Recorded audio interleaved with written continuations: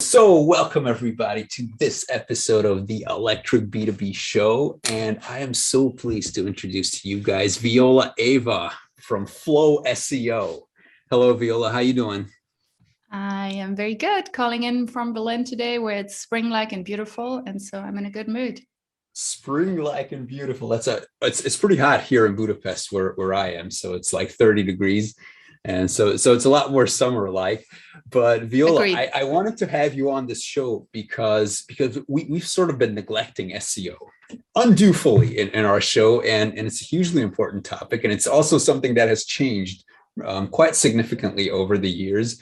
And you are someone who is just really well positioned and really like in the know. You're like in the saddle when it comes to B2B SEO and SEO for B2B companies. So first up, could you just say a few words about yourself? Sure. Yeah, I run a digital marketing agency called Flow SEO, which, no surprise, we do SEO and content strategy for software companies. We also do PPC services, but Flow SEM just didn't sound as good. And basically, we focus on working with software startups, and many of which B2B. And what I mean by that is not only are they obviously targeting other companies, they often also have quite different funnels. So if you think about a simple B2C SEO, someone is looking maybe for like a cheap-ish product, typing a keyword, coming to a page, the thing is $20, they might be ready to make a decision straight away. That can be much more straightforward than a B2B sales funnel where there's many stakeholders, many decision makers. It might take a while longer to make that decision. With some of our enterprise software clients, obviously, it also means they need to change how the entire organization is run. And so SEO is obviously still SEO. There's no B2B Google algorithm, but there's maybe a bit of a different mindset we need to apply when thinking about SEO in the context of B2B. Yeah, that's super interesting because, a lot of times when SEO or the topic of SEO comes up, what do people think of? It's like, well, let's be number one on the top of Google for a certain keyword. And yes, there is no like separate B2B algorithm, but what's up with B2B companies where you have a complex product, which is not always like Googled in the traditional sense, as if I were to buy a water bottle, I just Google water bottle. but for your clients who are selling software services, I bet it's a lot more complicated. So how does that work? Maybe to get started, when we think about SEO in general, I like to think about three main components: technical, content, and links. And the technical foundation is basically your ability to be crawled and indexed in Google. It's making sure that you have a neat website structure, that URLs are properly, your internal links are working, you don't have any 404 errors. And I call that, this is your ticket to participate in the game. Most startups, software companies will have a small-ish website. When I say small-ish, that still might be a website that has 500 pages, 2,000 pages, or 5,000 pages, but it's not an Amazon that has millions of pages. And so in this regard, you got to do your homework in terms of technical SEO, but the complexity that you have on a small-ish content site is really more in content and links than in technical. And so the second component of the successful SEO strategy is content creation. And I think that is where the fun begins in the context of B2B, because the question is, what are really the keywords that are relevant? And what is a keyword that someone will type into in a business context versus a private or prosumer context? And then sometimes they don't. Of course, we would love it if people would always have a modifier such as enterprise or corporate, in their keyword searches, but they might not have. And so kind of like trying to differentiate what is the search intent, what are the keywords that make sense. I think that is a lot of work in the B2B context. And the special challenge here is that a lot of SEO tools, keyword tools, don't really have a good database in the B2B context. So the more B2B you go, the more technical, the more long tail, the often a Ahrefs and SEMrush will not have a keyword or will tell you the keyword has 0 searches, even though it has really searches.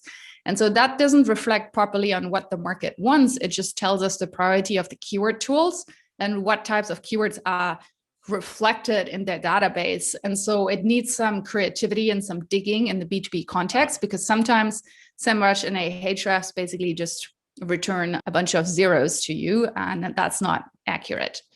Yeah, and then I'm the so third glad you bring this component up. is link building, that making sure that the more people link to your website, the more of an authority you are. And the more competitive it is, typically you will want more links pointing to your website. Yeah, I'm glad you brought up the research part, because it's a struggle for a lot of companies, because what happens with us when we try to optimize for our own pages and our own website, for example, is that we do exactly what you did. We take an Ahrefs or a Moz.com, and we start searching for keywords. So I bet research is what you begin with whenever you start putting together an SEO strategy. So how do you go about it? So what do you do when you get a bunch of zeros back, and how do you do it in a more sensible way? So I think there's three types of research that you probably want to do when you're starting your SEO strategy. One is keyword research, which again, that's your Ahrefs, Moz, SEMrush. And that is basically what you do is you take seed keywords and you enter them and you see what comes up. So maybe you're typing in performance management or performance management software, or how to reduce turnover, or how to motivate employees. You basically, based on what your company is, what problem you're solving, what people might be looking for, you brainstorm a list of ideas and then you enter them as seed keywords and you kind of see what comes up. The second part is doing a content audit and having a look is like, what do we already have? What are the opportunity within our existing content? Because whenever you have a keyword and you're already sitting maybe on page 2 or page 3 of Google, you do not want to create a second article about the same topic. What you want to do is you want to take your existing article, make it longer, make it better, optimize it further for keywords. And so I always say keyword research is essentially your market research, you're understanding the landscape, and then your content audit gives you the potential within your existing content, and keyword research gives you new opportunities. And then the third type of research I recommend is competitor research, and essentially seeing what language and keywords are my competitors ranking for. And so now, if you do have a big gap, if Ahrefs, SEMrush, if they don't return any keywords to you, or they return a lot of zeros, it's really worthwhile in digging in and seeing what are the competitors are doing, and then also typing some of your some of your keyword ideas into Google itself and seeing what comes up. And so recently I was researching for a client the topic of reducing IT ticketing costs, reducing IT tickets, reducing, the cost associated with it. And both SEMrush and Ahrefs had 0 searches indicated. But then when I look on Google, page 1 is full of properly optimized keyword focused long form articles, which kind of makes me think is like, why would 10 or more companies put in the effort of briefing, writing, optimizing, linking to these articles if really no one was looking for it?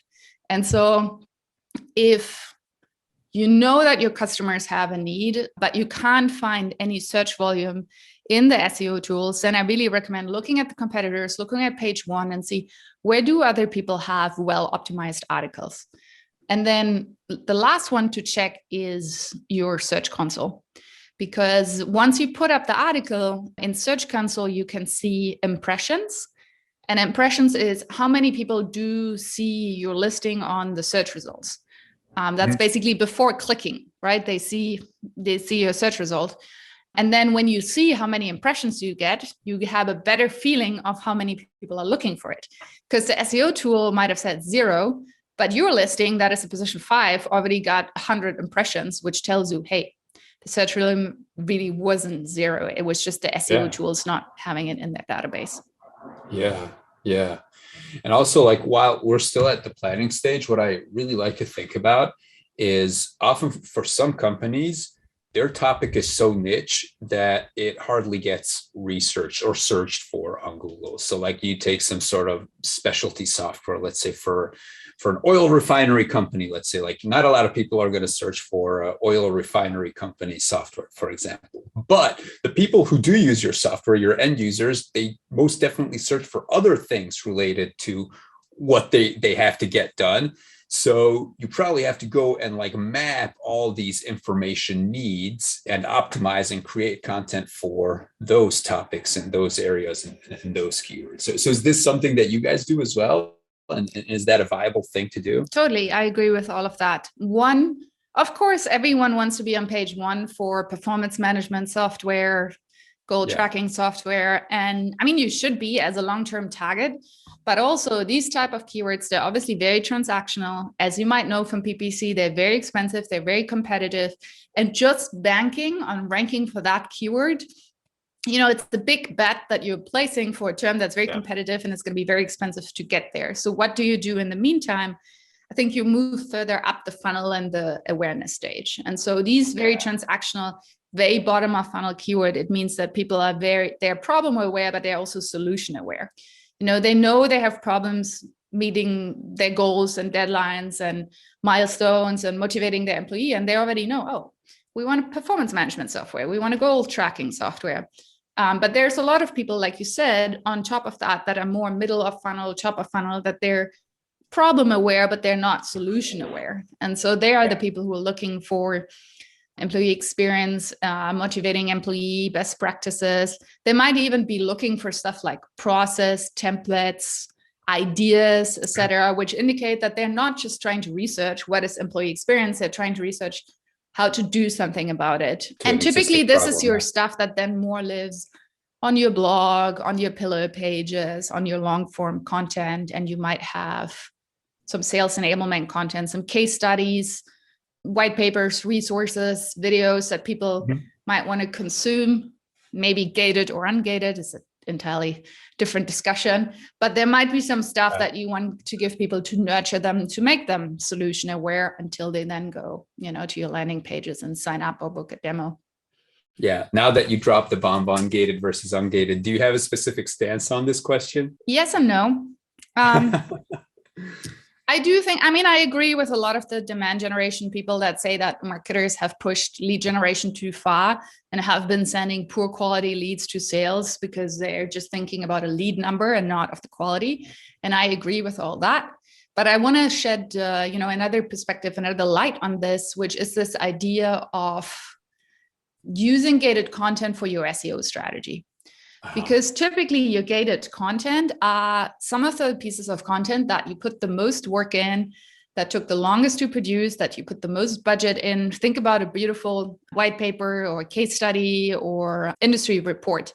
You know, that was probably one of the things that you spent most of your budget on in that quarter. And then you're really pushing it in that quarter. You might have PPC running, you're distributing it. And then what happens the quarter after or the quarter after that? You have a different campaign going, you're driving your traffic somewhere else, and then it still might collect some downloads from your resource library, but not to the same extent.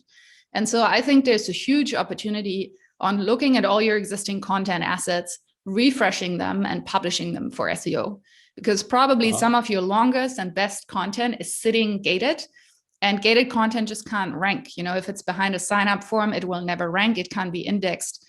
PDFs can rank a little bit, but not all that well. And so I think there's a huge opportunity, and I've been working with a few clients on that. It's like going through your resource library, publishing a lot of the stuff, and so that you get the SEO benefits. And then at the bare minimum, you can still have the option to download the thing as a slide deck or as a PDF, which still gives people the option to sign up. And so whether it's right or not right for your company to gate or ungate, I think there's many different ways to think about it. But definitely one way to think about it is the fact that all your best content pieces, once you start promoting them, are not bringing you traffic anymore. And if you publish them for SEO, they could. True. So you would recommend, for example, chopping up a white paper into pieces and then publishing them? It depends how long it is. To download the whole thing. Yeah, I think it depends how long it is. If the white paper, you know, is like 30 pages long, that's probably not nice to publish it all on one page, but maybe you can publish, a chapter or 2 chapters or that of the white paper as a page or blog post, have that rank, and then give still people the option to opt in. Yeah. Okay. And when you're working with clients and we're talking about content strategy for software companies, like where does SEO come into the picture? Do you start with SEO in mind, or is SEO a priority, or is that something that gets added on later? How do you approach this? At least the clients that we're working with, SEO comes later. And what I mean by that is, it's my opinion, if you started a startup last month, 3 months ago, 6 months ago, a year ago, my assumption is that you will want to get market feedback, product market fit, your first customers, your first revenue very quickly. And SEO often is notoriously bad for making that happen quickly. And so my assumption has always been that people should really focus on demand gen, PR, PPC, social, sales, ABM early, to get as many customers and feedback and product market fit as soon as possible. Because the problem is, if you're still experimenting with product market fit and your messaging, also your language and your keywords are constantly changing, which is really bad for SEO. So not only do you have very little traction in the first 3 or 6 months because you're in the Google sandbox, also, if 1 month you're a sales enablement tool and the next month you're a customer service tool, and then 3 months later, agent monitoring tool, that does not give you the consistency that you need in order to be able to be ranking successfully. And so most of our clients to us come significantly later. They're maybe 3 years, 5 years, 7 years, 8 years, 10 years old. And a lot of them want to come off the dependency of a big PPC ad spend. And so a lot of our clients already have a content team. So they're already doing white papers, they're already doing blog posts, and they might be SEO optimizing them a little bit, but they never had someone sit down, implement a proper SEO strategy and aligned the editorial calendar with their SEO calendar. And so they might be ranking for some stuff because they're getting funding rounds and press attentions, they're getting links, but they've never tried to consciously scale organic traffic. And so this is usually where we come in, which is also great for us because content and content production is at the core of SEO. And so if they already have a content team, it's more a matter of organizing and streamline the process with the content team, basically to make most of your content production for SEO. Right. And so, so to summarize, if people come to me and they're an early stage startup, most of the times I actually turn them down. Also because I think we specifically are too expensive for an early stage startup.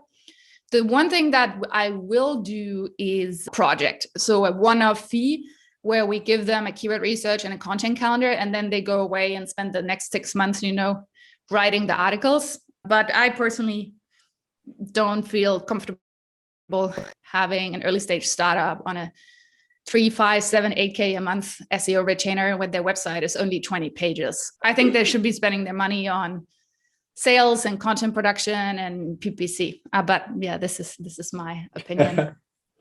That's probably the right approach for this.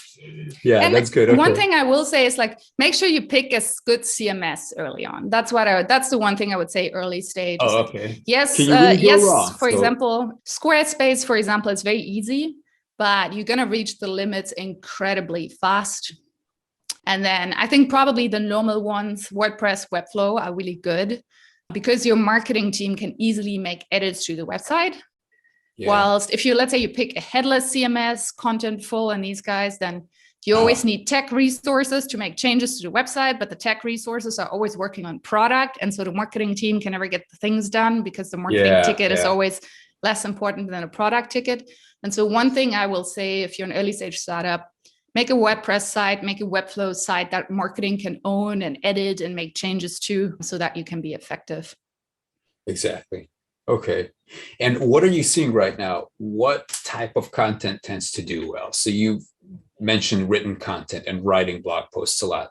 What's up with visual content, audio content? Yeah, it's a good point. In the context of SEO. Yeah, totally. Yeah. So for a long, long time, if you remember this Google search results, even from 5 years ago, You would type a keyword into Google and it would essentially be 10 blue links. And then you would click on it and it would take you to a page. And this is because Google has always been first and foremost a text-based crawler, and it has understood text best and has ranked text best, which has made it that the requirement was always, if you want to rank for a keyword, you're going to have that one perfectly optimized page that is the best answer for that search query. Yeah. Now, things have been changing a lot in the last few years. And if you look on page 1, you hardly ever see 10 links. You sometimes see images, you see YouTube videos, you see the knowledge graph on the side, you see the featured snippet. And so things have changed in this regard. So the foundation of SEO of Google is still that it ranks on a page per page basis. And so if you want to be ranking, you still want to have, a page for it. But let's say you're an e-commerce or a lifestyle brand, all of a sudden image optimization becomes much more important because Google is showing a lot of images on the search results. Yeah. If you're a software brand, I think image search is not as important because this is not really how people look for it. But then if you type, I don't know, for example, Britney Spears into Google, you will see a lot of YouTube videos on the top. Mm-hmm. And so the question whether or not should you be making corresponding YouTube videos, corresponding images, really depends on what's on page 1. If Google is already showing images and videos, it means that Google knows it's a visual search intent. People want image and videos, and then you should be optimizing for those. If you see the featured snippet with a definition on the top, then you are like, okay, I got to have a short definition in my content. And so you got to work a little bit with what type of content Google is showing. And there's no one size fits all answer. It's not like every page needs a video, but if it's a visual search intent and Google typically shows also video, publishing a YouTube video on top might be good for you. And so, yeah, the foundation is still very much text-based, but because video, images, etc., take up so much space, especially on mobile, it's really about winning real estate on page 1. Yes, it's good to be in position 2, 1, 3, but if position 3 is buried under 4 ads, a featured snippet and 3 videos, you're still not getting that many clicks. And so this is when you want to think, what other stuff do we need to produce to earn real estate on page 1? Mm. Right. Okay. And I'm glad you mentioned the topic of like when it makes sense to go all in on SEO for a software company. So is there a way that you can define this better? So would it be, you mentioned that the messaging has to be like in place and not be changed around every 3 months. Like that's certainly something that you can work with. Obviously, you need to have a certain number of articles, so a certain amount of content on your website. Right. How do you gauge that? So what would you suggest to a business owner or a marketing leader? Like when is the best time to, or how do you know when you should go all in on SEO? So as a rule of thumb, I would say it's like, you have customers, you have revenue, you have product market fit. That would be the one. You know who you are, at least for now. It's not to say that you can't change your messaging in 3 years, but at least for now, you know who you are and you know how you can reach people. Then we say you are already doing it, or you have the capacity to publish at least one SEO focused piece a week, which I really consider that the absolute minimum. If you want to be growing fast, you probably want to look more at 2 or even more. Personio, a European startup that's gone through the roof, they published 200 English and 200 German pages in 2020.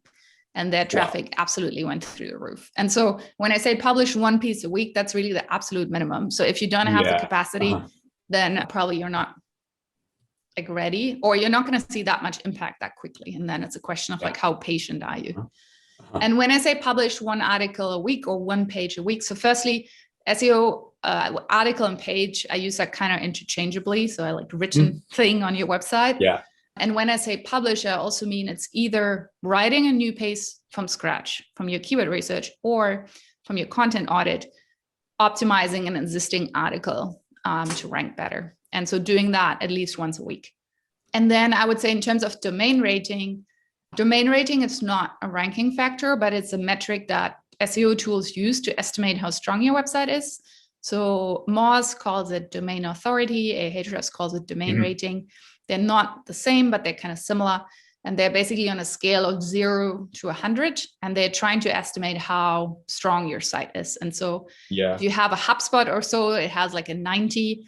If you have a startup that was founded 3 months ago, it probably has a 2 or 3.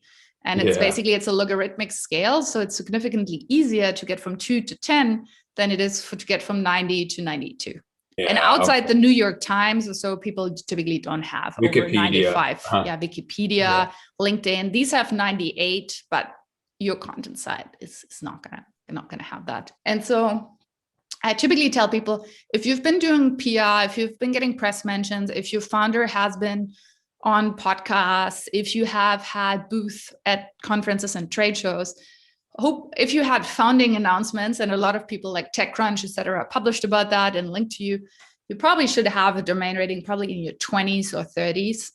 And that is also an indicator that's a good time for you to start doing SEO, because otherwise, if your domain rating is, let's say, it's 5, it's not that you can't rank, but it's just such a big deficiency that you need to catch up on with link building. And so in this regard, you probably wanna see what you can do to collect some links. And then basically, like I said, technical content link, look at the things where you have your biggest deficiency, kind of like bring them on par with the other ones, and then scale from there. So in summary, product market fit, at least 1 page a week, and probably a domain rating 20, 30, 40, to start thinking about SEO, or to be in a condition where SEO can work relatively soon, because otherwise it might take, again, it might be good to start working on it, but it might take a long time for results to kick in. And can you afford your content team, your SEO agency for 6 months whilst waiting for the results and without being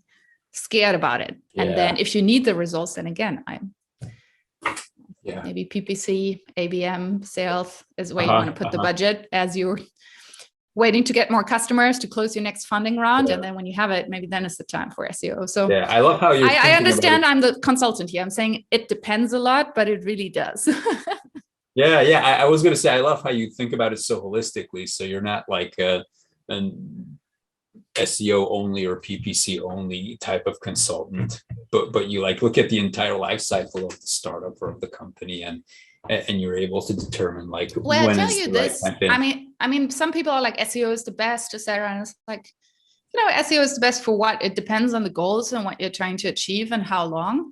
And I tell you, as an agency owner or to other agencies and other freelancers, if you push a client into SEO and they're not ready, they're not writing content, they have a headless CMS, they can't make changes to the website, they barely have any links, they're changing their messaging every 3 months.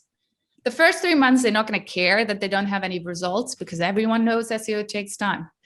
After 3 months, they're going to start getting antsy. And after 6 months, they're upset.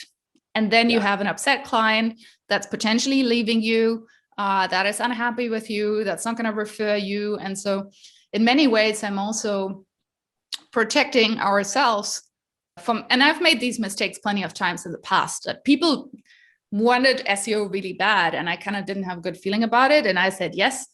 And then, they don't have the capacity to follow up with the stuff. And so now in my proposal, it says like, you have to build, you are ready for SEO if you have the ability to publish content, if you have the ability to make changes to the website. And that is also a protection for us. We want to work with clients where we can make good impact, where we can make progress, where we can make them happy. Otherwise the entire agency business falls apart. And so I think in many ways, it's also making sure that you're working with the right type of clients as a freelancer or agency owner. Got it. Okay.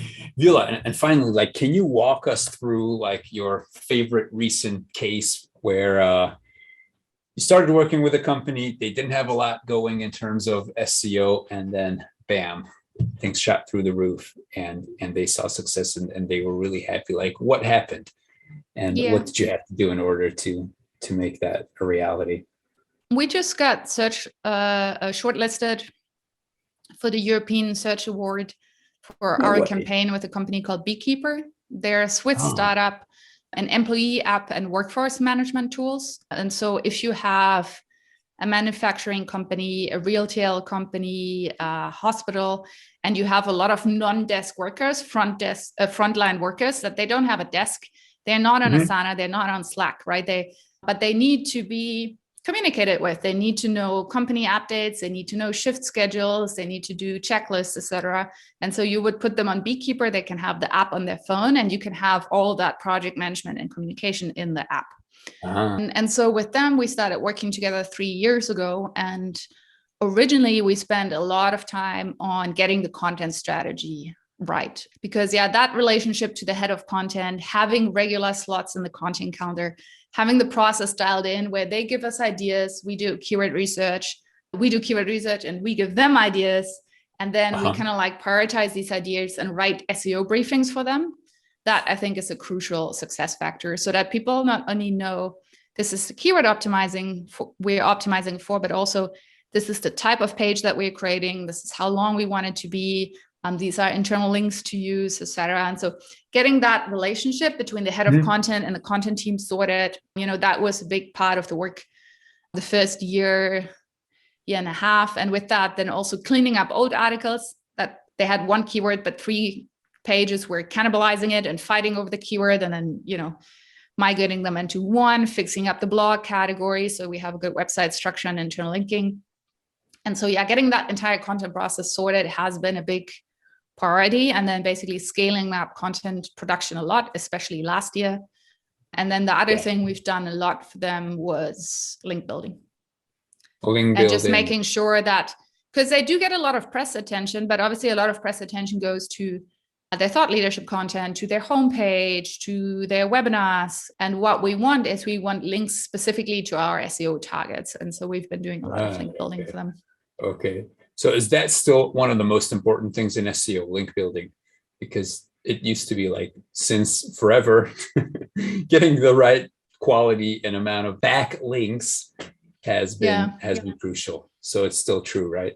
I mean, there's a lot of debate. There's a lot of SEOs that I really admire that are saying that links are becoming less and less important, which especially for long tail stuff, etc., I think is true. But for the more head tails and more competitive terms, there's just a lot of people on page one that have been on there for years and collecting links for years and cementing their position for years. And it is kind of hard to get past them without any link building.